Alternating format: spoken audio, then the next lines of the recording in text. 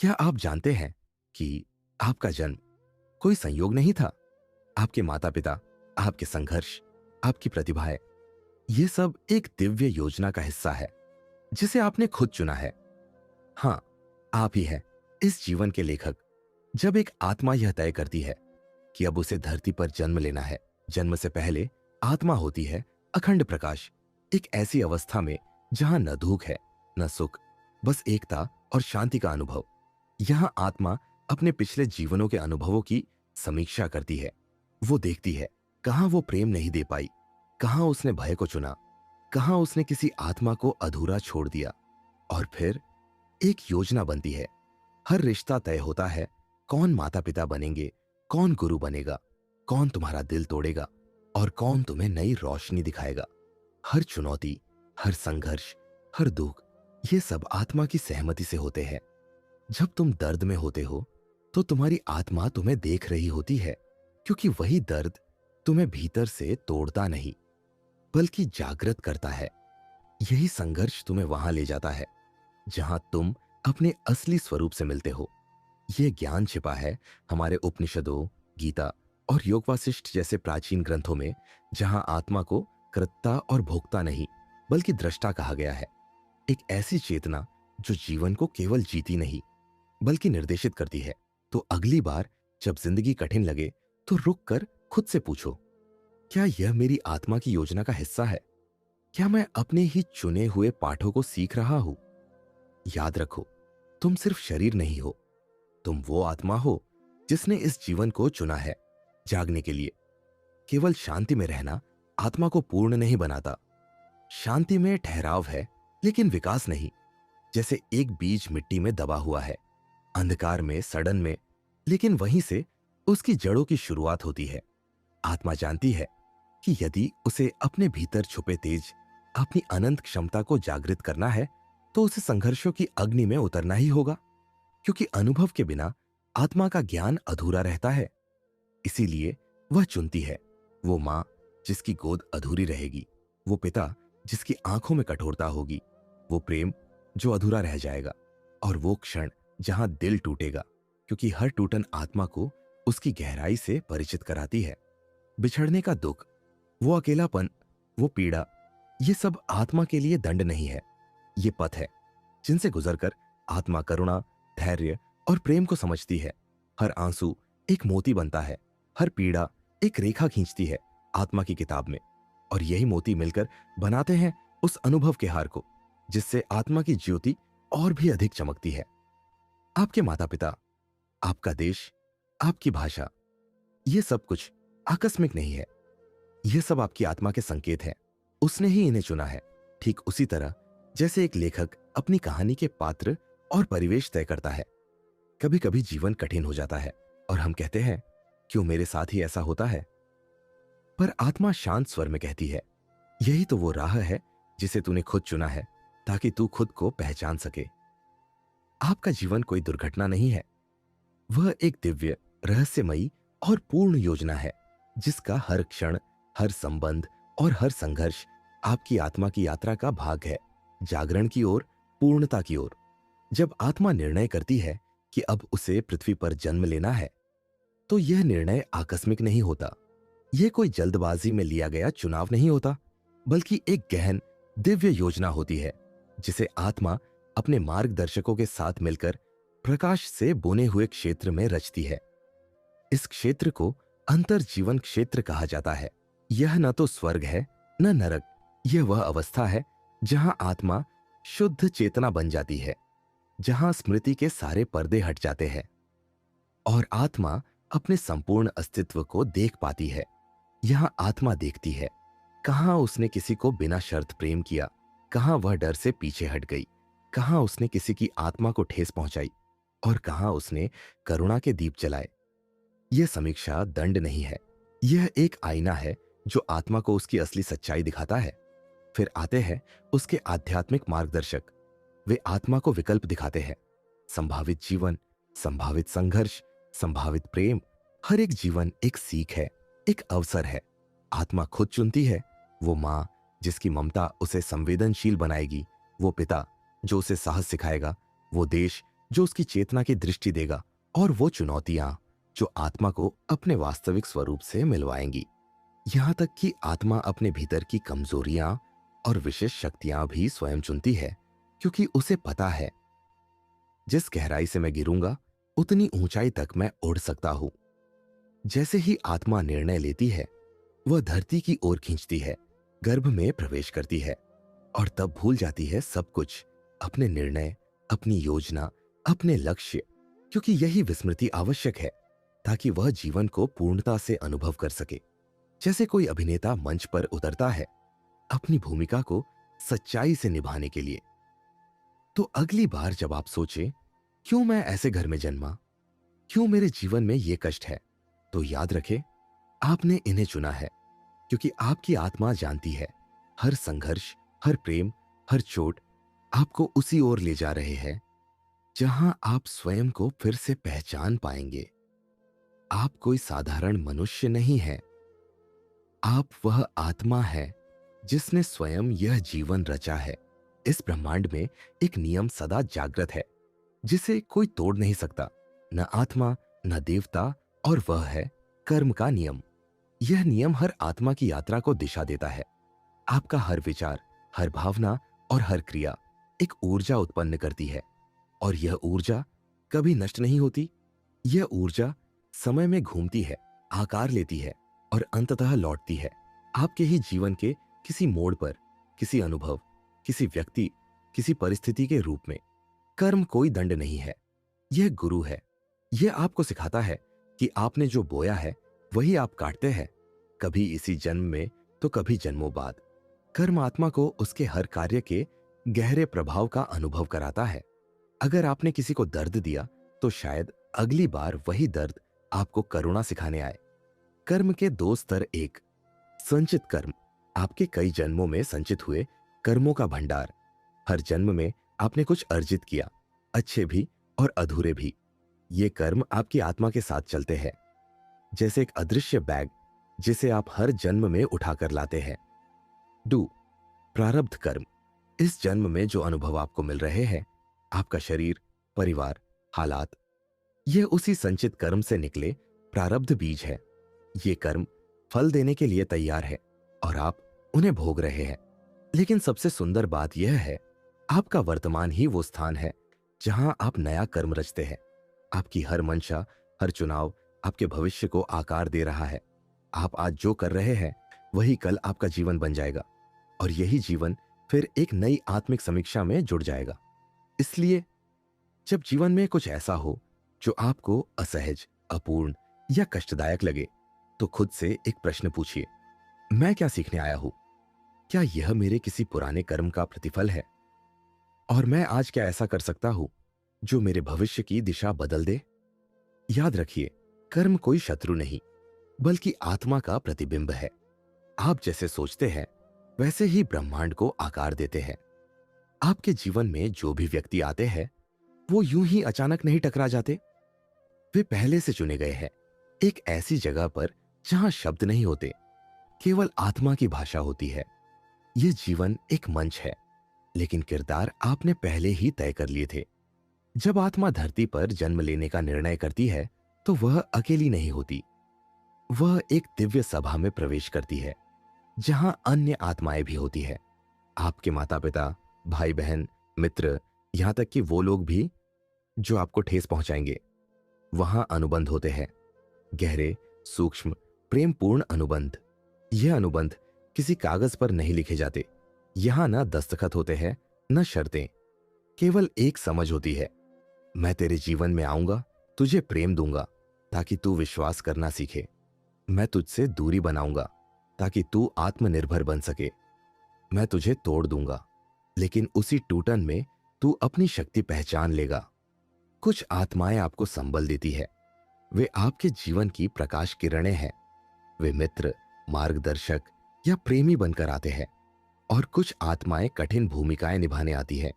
वे आपको ठुकराएंगी, धोखा देंगी या छोड़ जाएंगी, लेकिन उनका उद्देश्य बदला नहीं, बल्कि बोध है। वे आत्माएं भी आपसे प्रेम करती है, इतना गहरा प्रेम कि उन्होंने ये कठिन किरदार निभाने का साहस किया। हर व्यक्ति चाहे वह कितनी ही छोटी भूमिका में हो, आपके जीवन में एक अध्याय जोड़ता है। कोई आपको क्षमा करना सिखाता है, तो कोई आपकी सीमाओं को चुनौती देकर आपके आत्मबल को जगाता है। इसलिए जब आप किसी से मिलते हैं और महसूस होता है, मैं इसे पहले से जानता हूं, तो यह महज एक संयोग नहीं होता। वो आत्मा पहले से ही चुनी गई होती है। जब आप जान लेते हैं कि हर रिश्ता, हर धोखा, हर प्रेम पूर्व निर्धारित अनुबंध का हिस्सा है, तो आप शिकायत करना छोड़ देते हैं। आप स्वीकार करते हैं, आप सीखते हैं, आप आगे बढ़ते हैं, क्योंकि आप जानते हैं ये सब कुछ एक उच्च उद्देश्य के लिए है, आपके आत्मिक विकास के लिए। कोई भी तुम्हारे जीवन में यूं ही नहीं आता। हर आत्मा एक भूमिका में है, और तुम भी किसी के जीवन में एक संदेश लेकर आए हो। क्या आपने कभी किसी अजनबी से मिलते ही एक अजीब सी पहचान, एक गहरा जुड़ाव महसूस किया है? ऐसा लगा हो जैसे आप उसे कहीं पहले से जानते हैं। यह कोई भ्रम नहीं, बल्कि यह संकेत है कि वह आत्मा शायद आपके आत्मा समूह का हिस्सा है। आत्माएं अकेली यात्रा नहीं करती, वे समूहों में चलती है, जिन्हें कहते हैं सोल ग्रुप्स, आत्मा समूह। यह समूह एक दिव्य परिवार की तरह होता है, जहां हर आत्मा अपनी अपनी भूमिकाएं निभाती है। कभी मां बनकर, कभी भाई, मित्र, प्रेमी, या फिर कठोर चुनौती बनकर। हर बार किरदार बदलता है, पर आत्मा वही होती है। जैसे एक नाटक में कलाकार अलग अलग भूमिकाएं निभाते हैं, वैसे ही आत्माएं भी हर जीवन में अलग भूमिका निभाती है, पर उद्देश्य एक ही होता है, सीखना और आत्मिक विकास करना। आपके जीवन में जो लोग गहराई से जुड़े हैं, या जो आपको बार बार किसी न किसी रूप में मिलते हैं, वे उसी आत्मा समूह के सदस्य हो सकते हैं। जब आत्मा अगला जन्म चुनती है, वह यह निर्णय अकेले नहीं लेती। उसके साथ होते हैं दिव्य मार्गदर्शक। वे कोई इंसान नहीं, बल्कि उच्च चेतना से भरे प्रकाश रूपी प्राणी है, जो केवल प्रेम, करुणा और समझ से बने हैं। वे आत्मा को उसके पुराने जन्मों की समीक्षा कराते हैं। यहां तुमने प्रेम सीखा था, यहां तुमने डर को चुना था, अब किस अनुभव की आवश्यकता है?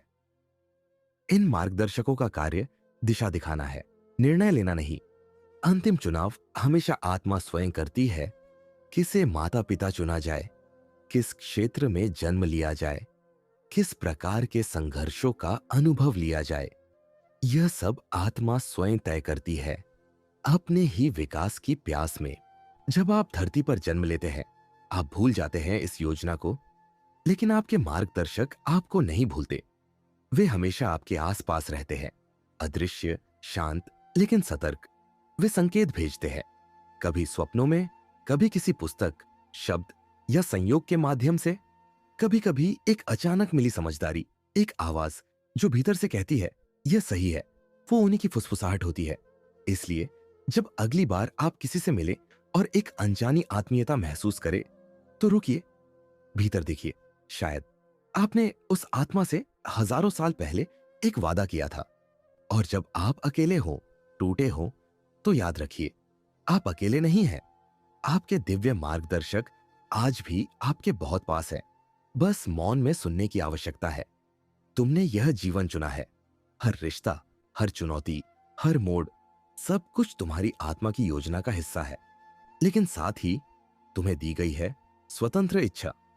जीवन एक ब्लूप्रिंट की तरह है, जैसे एक कलाकार की स्केचबुक। चित्र की रूपरेखा बनी हुई है, पर रंग भरना तुम्हारे हाथ में है। हर स्थिति के भीतर कई रास्ते होते हैं। तुम चुनते हो कि डर में जियोगे या प्रेम में। तुम चुनते हो कि किसी को दोष दोगे या भीतर झांककर सीखोगे। यही है तुम्हारी सबसे बड़ी शक्ति, स्वतंत्र इच्छा। पर इस योजना में एक रहस्य छिपा है, भूलने का पर्दा। जब आत्मा पृथ्वी पर जन्म लेती है, तो वह सब कुछ भूल जाती है, अपने पूर्व जन्म, अपनी आत्मा की योजना, और यहां तक कि अपना असली दिव्य स्वरूप भी। पर क्यों? क्योंकि यह भूलना दंड नहीं है, बल्कि एक महान अवसर है। अगर तुम्हें सब याद होता, हर चोट, हर कर्म, हर आत्मा का चेहरा, तो क्या तुम सच में किसी अनुभव को पूरी तरह से महसूस कर पाते? भूलना इसलिए जरूरी है ताकि तुम फिर से याद कर सको। जीवन का हर अनुभव, हर मिलन, हर विछोह, हर निर्णय एक यात्रा है अपने आप को फिर से खोजने की। गिरना, भटकना, रोना और फिर उठना, यही तो आत्मा की सबसे सुंदर कविता है। भूलने के अंधेरे में जब पहली बार एक किरण दिखती है, तो वही पहला जागरण होता है। पर यह मत समझो कि तुम अकेले हो। तुम्हारी आत्मा लगातार तुमसे बात करती है, सपनों में, इंट्यूशन में, अचानक किसी की कही बात में, कभी कभी एक अजनबी की आंखों में, एक गाने की धुन में, या एक डेजावू के पल में तुम्हें खुद की एक झलक मिलती है। ये संकेत आत्मा के संदेश है, याद दिलाने के लिए कि तुम खोए नहीं हो, तुम बस खोज में हो। यही है असली यात्रा। भूलने के बाद याद करना, याद करना कि तुम कोई शरीर नहीं हो जो आत्मा रखता है, बल्कि तुम आत्मा हो जो शरीर का अनुभव कर रही है। याद करना कि तुम इस जीवन को जीने नहीं, निखरने आए हो, प्रकाश में लौटने आए हो। और जब यह स्मरण भीतर से उगता है, तब शुरू होता है जागरण। तब आत्मा चल पड़ती है मुक्ति की ओर। इसलिए जब अगली बार जीवन कठिन लगे, तो रुक जाना, भीतर सुनना और पूछना, मैं क्या भूल रहा हूं? क्योंकि याद करना ही मुक्ति है। यह दुनिया जिसे तुम भौतिक कहते हो, दरअसल एक विद्यालय है, एक दिव्य पाठशाला, जहां आत्मा आती है सीखने, सिर्फ जीने नहीं। आत्मा को अनुभव चाहिए, केवल ज्ञान नहीं। आत्मा स्वभावतः प्रकाश, प्रेम और शांति से बनी है। पर ज्ञान सिर्फ होने से नहीं आता, अनुभव से आता है। प्रेम को जानने के लिए आत्मा को कभी विरह महसूस करना पड़ता है। शक्ति को जानने के लिए उसे कभी असहाय होना पड़ता है। माफ करने की शक्ति को जानने के लिए उसे घाव खाना पड़ता है। यह संसार एक सीमित क्षेत्र है, जहां समय की पकड़ है, मृत्यु की गूंज है और हर भावना की एक सीमा है। पर यही सीमाएं आत्मा को निर्बंध प्रेम सीखने का अवसर देती है। क्योंकि जब सब कुछ स्थायी होता, तो वास्तविक प्रेम की कीमत कौन समझता? अगर सब जानते कि जीवन अंतहीन है, तो एक क्षण का मूल्य कौन समझता? इस संसार की अस्थायता ही सबसे बड़ा सबक है। यह संसार कभी पूर्ण नहीं लगता, क्योंकि इसे पूर्ण बनने के लिए नहीं, तुम्हें पूर्णता के लिए तैयार करने के लिए रचा गया है। हर टूटन, हर अधूरापन तुम्हें भीतर देखने के लिए मजबूर करता है कि बाहर सब अस्थायी है, लेकिन भीतर कुछ है जो कभी नहीं मिटता। अंधकार में ही दिखता है आत्मा का प्रकाश।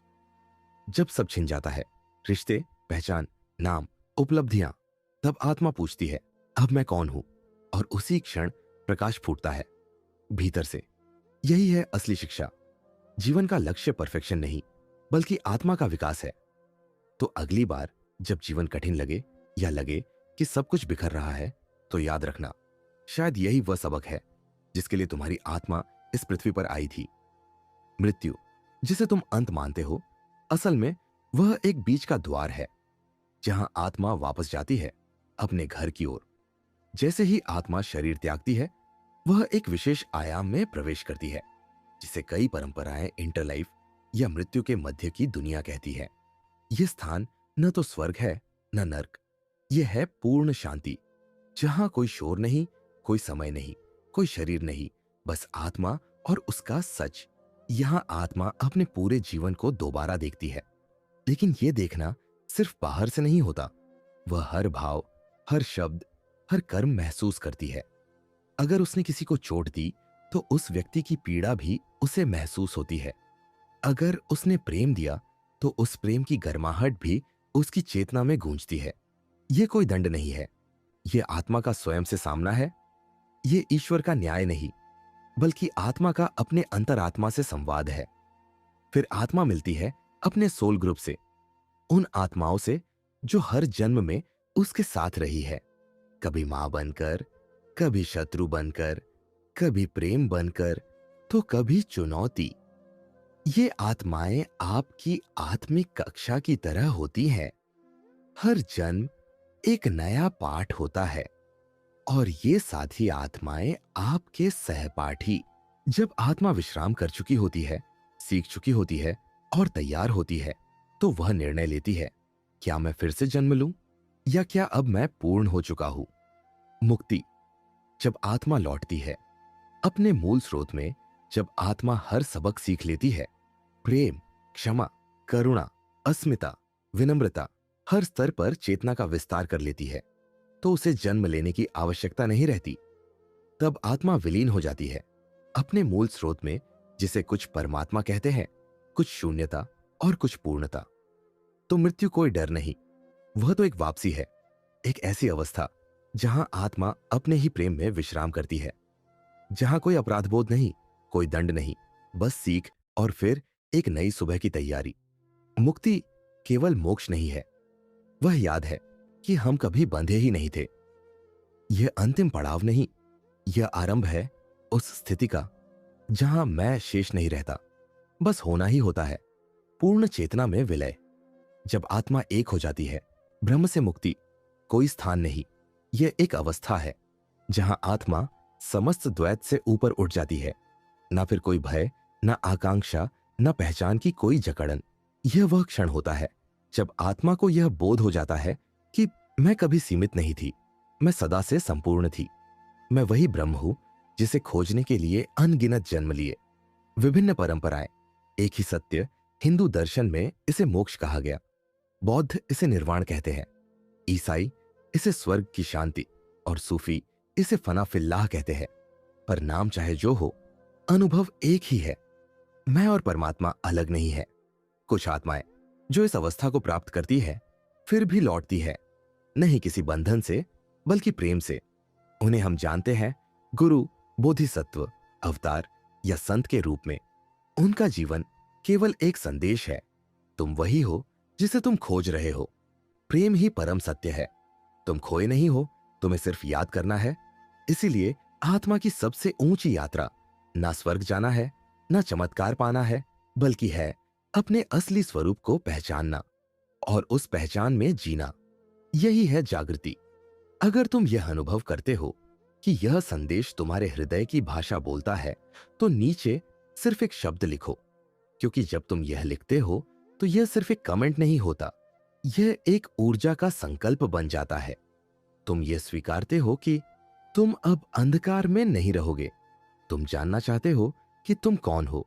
यह चैनल एक आंदोलन है, आत्माओं की पुकार। यह चैनल सिर्फ एक यूट्यूब चैनल नहीं है, यह एक चेतना आंदोलन है। उन आत्माओं का परिवार जो अब नींद में नहीं रहना चाहते, जो अब पूछना चाहते हैं, मैं कौन हूं, क्यों आया हूं, क्या मुझे फिर लौटना है या पूर्णता यही है।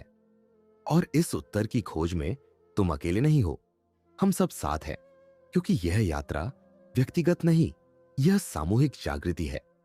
तो अब आंखें बंद करो, एक गहरी सांस लो और भीतर से कहो, मुझे याद है, मैं प्रकाश हूं, मैं प्रेम हूं, मैं ब्रह्म हूं। यह चैनल नहीं, यह एक चेतना की लौ है, एक दीपक जो जब जलता है तो आसपास की आत्माओं को भी रोशन कर देता है। जब आप इस चैनल को सब्सक्राइब करते हैं, आप केवल एक बटन नहीं दबाते, आप एक ऊर्जा केंद्र से जुड़ते हैं, जहां हर आत्मा जागृति की राह पर है। हर नया सदस्य, हर नई आत्मा जो इससे जुड़ती है, वह इस प्रकाश को और भी तेज कर देती है।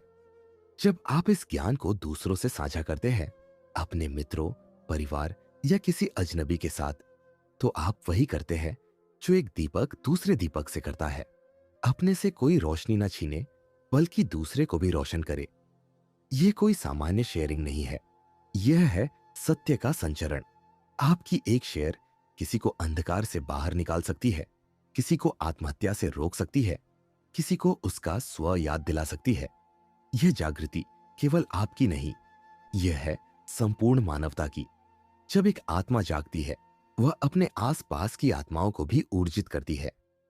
तुम्हारी शांति, तुम्हारा प्रेम, तुम्हारी सजगता, यह सब एक लहर बन जाती है जो समस्त चेतना में प्रवाहित होती है। हर विचार, हर शेयर, हर सब्सक्राइबर, यह सब मिलकर एक ऊर्जा जाल बनाते हैं, जिससे पृथ्वी पर एक नई चेतना जन्म लेती है। यह क्रांति तलवारों से नहीं होगी, यह क्रांति प्रकाश और प्रेम से होगी। यह सब क्यों? ताकि आप अपने भीतर की शक्ति को पहचाने, अपने जीवन के लक्ष्य को जाने, अपने सोल कॉन्ट्रैक्ट को समझे और अपने दिव्य स्वरूप में जीना सीखे। तो हे जागती हुई आत्मा, अब समय है इस आंदोलन का हिस्सा बनने का। इस चैनल को सब्सक्राइब करें, इस ज्ञान को एक दीपक की तरह फैलाएं। नीचे लिखे, मैं तैयार हूं, ताकि पूरा ब्रह्मांड जाने कि एक और आत्मा जाग गई है। आत्म जागृति से विश्व जागृति तक का सेतु। जब कोई व्यक्ति स्वयं को पहचानता है, अपने भीतर की शक्ति, चेतना और उद्देश्य को, तो उसके व्यवहार, दृष्टिकोण और ऊर्जा में परिवर्तन आता है। ये परिवर्तन सिर्फ उसके जीवन तक सीमित नहीं रहता, वह एक चुंबक की तरह बन जाता है जो दूसरों को भी बदलने की प्रेरणा देता है। जिस प्रकार एक दीपक अनेक दीपों को रोशनी दे सकता है, वैसे ही आपकी आत्म जागृति परिवार, समाज और फिर पूरी मानवता में प्रकाश फैलाने की क्षमता रखती है।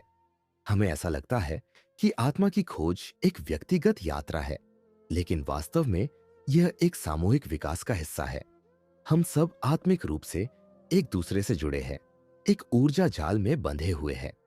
जब एक आत्मा जागती है तो वह उस ऊर्जा जाल के माध्यम से और आत्माओं को छूती है, उन्हें झकझोरती है, उन्हें भी अपने भीतर झांकने को प्रेरित करती है।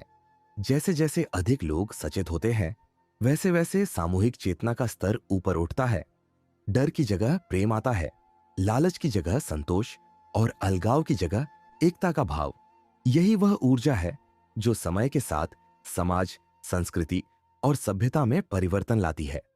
जब हम जागते हैं तो हमें यह स्पष्ट दिखने लगता है कि हमारा जीवन एक संयोग नहीं, एक योजना है। हर रिश्ता, हर संघर्ष, हर अवसर एक सोल कॉन्ट्रैक्ट का हिस्सा है। जागृत व्यक्ति इन अनुबंधों को समझकर सही दृष्टि और कर्म से निभाता है, जिससे आत्मा का उद्देश्य पूर्ण होता है।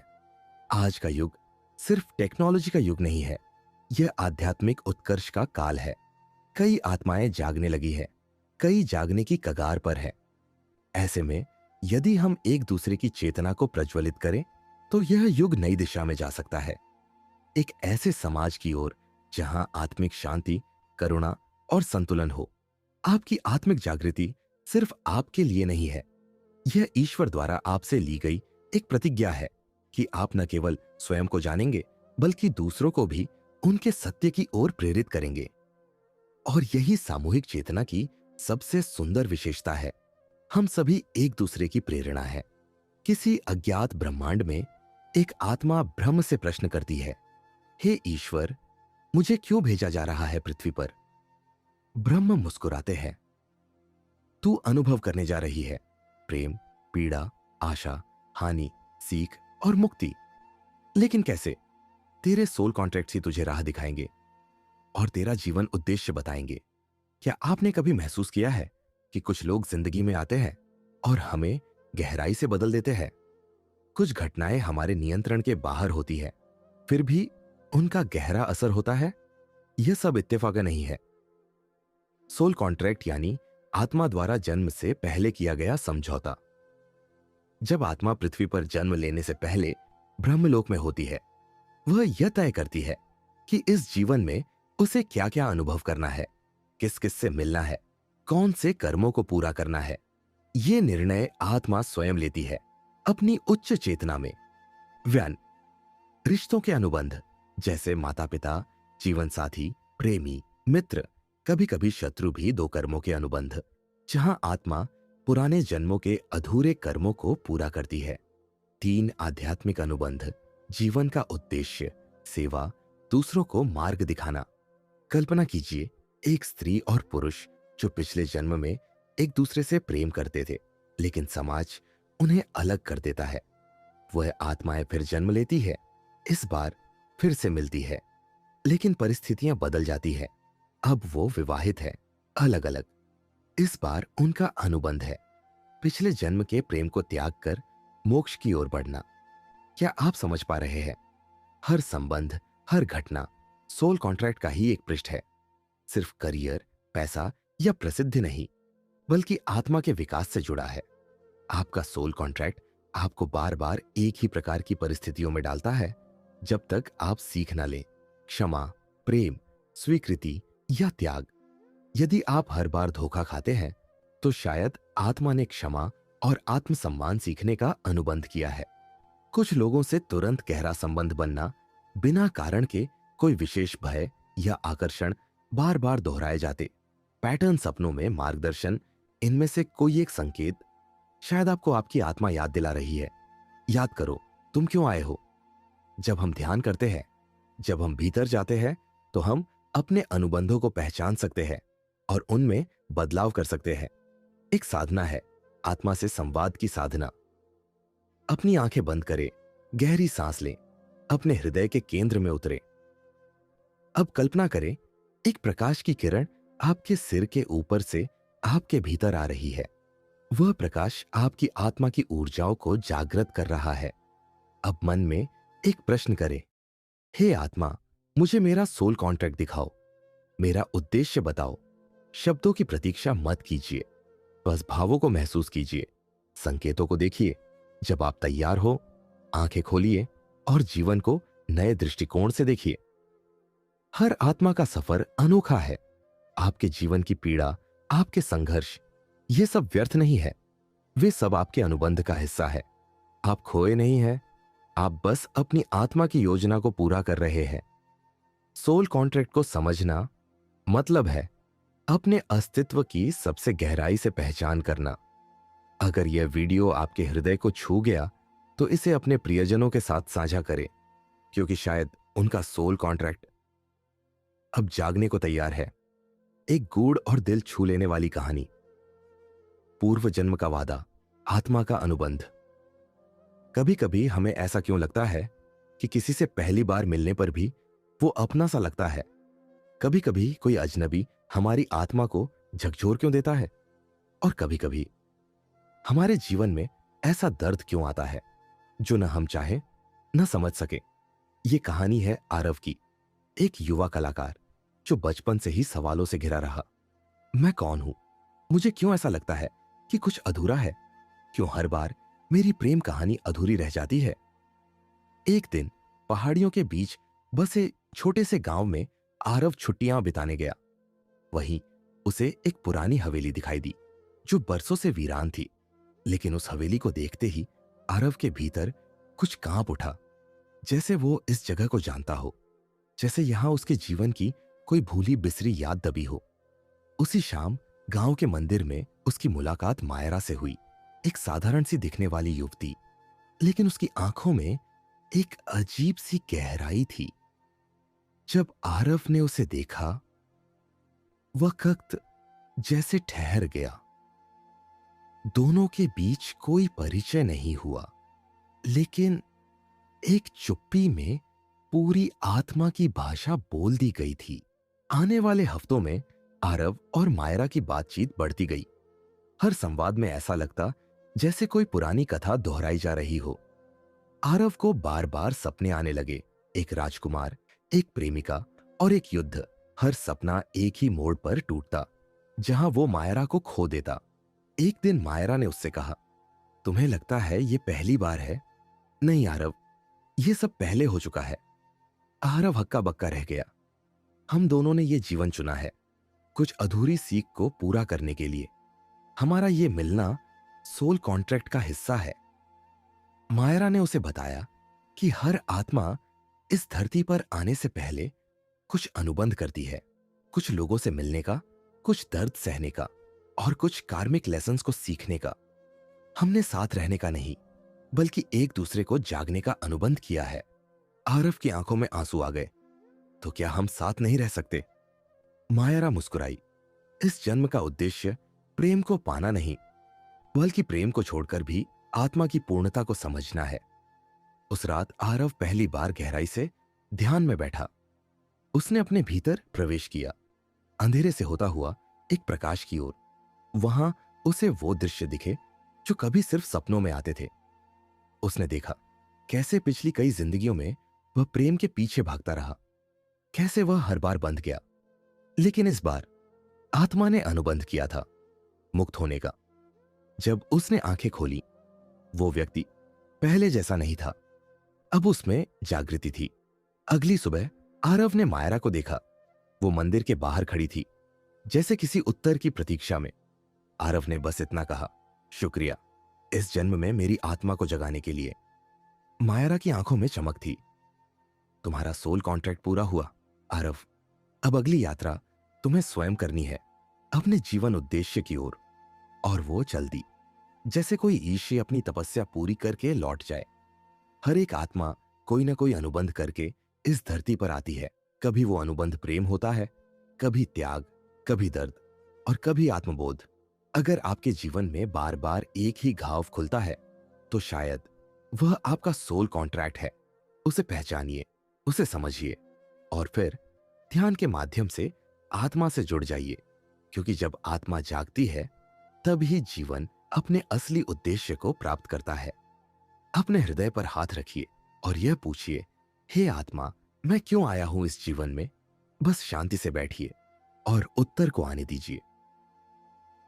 मृत्यु के पहले की डायरी, आत्मा का गुप्त संधि शैली। भावनात्मक, रहस्यमयी और गहराई से आत्मिक हर व्यक्ति की जिंदगी में एक ऐसा मोड़ आता है जहां वो खुद से पूछता है, क्या मेरी जिंदगी का कोई मकसद था? मैं जिन लोगों से मिला, क्या वो सिर्फ इत्तेफाक था? लेकिन अगर कोई आपको कहे कि आपने जन्म लेने से पहले इन सब का एक अनुबंध लिखा था। डॉक्टर वेदांत शर्मा, 92 वर्ष के एक प्रसिद्ध न्यूरोसर्जन जिन्होंने हजारों जिंदगियां बचाई, आज अस्पताल के बिस्तर पर लेटे हुए अपनी आखिरी सांसों की ओर बढ़ रहे हैं। उनकी देखभाल कर रही नर्स सिया, एक शांत स्वभाव की युवती, उन्हें हर दिन एक डायरी देती है जिसमें वेदांत अपने जीवन की कहानियां लिखते हैं। लेकिन इन कहानियों में कुछ ऐसा था जो सिया की आत्मा को भीतर तक हिला देता था। डायरी के पन्नों में लिखा था, मैं जानता था कि मेरी मृत्यु एक सफेद कमरे में होगी जहां खिड़की के बाहर एक नीला फूल खिलेगा और एक युवती मेरे पास बैठी होगी जिसकी आंखों में पहचानी सी शांति होगी। सिया चौंक गई। वह खिड़की के पास सच में वही नीला फूल था और वह युवती तो खुद थी। वेदांत ने धीरे से मुस्कुराकर कहा, तुम मेरी आत्मा की गाइड हो सिया। हमारा अनुबंध था मृत्यु से पहले मेरी आत्मा को मुक्त करने का। वेदांत ने उसे अपने जीवन की 3 प्रमुख घटनाएं सुनाई। तीनों में उसने किसी प्रियजन को खोया और हर बार वह आत्मग्लानि से भर गया। लेकिन इन तीनों घटनाओं में एक अजीब समानता थी।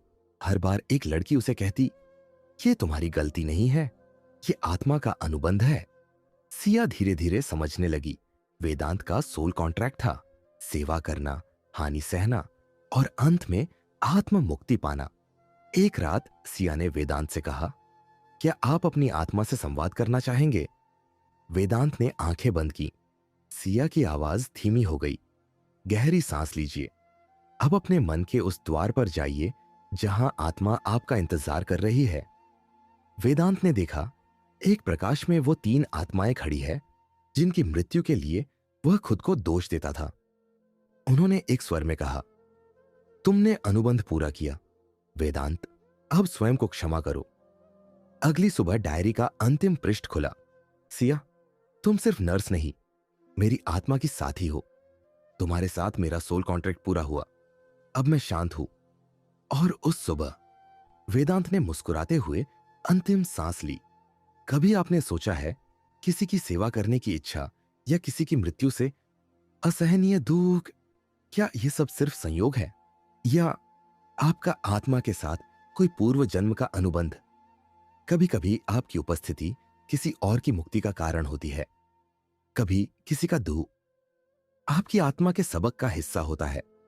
अब कुछ पल अपने लिए लीजिए, अपनी आंखें बंद करें और आत्मा से पूछें, मैं इस जन्म में किस अनुबंध को पूरा करने आया हूं? उत्तर आएगा शब्दों में नहीं, अनुभूति में। यदि इस कहानी ने आपके हृदय में कुछ हिलाया है तो उसे दबाइए मत, उसका अर्थ खोजिए। शायद आप किसी आत्मा के अनुबंध का हिस्सा बन चुके हैं। शेयर कीजिए ये कथा, क्योंकि हर आत्मा को उसका वादा याद दिलाने वाला एक साथी चाहिए। यदि ये कहानी आपके हृदय को छू गई हो तो इसे शेयर करें। शायद किसी और का सोल कॉन्टैक्ट आपके माध्यम से जागे।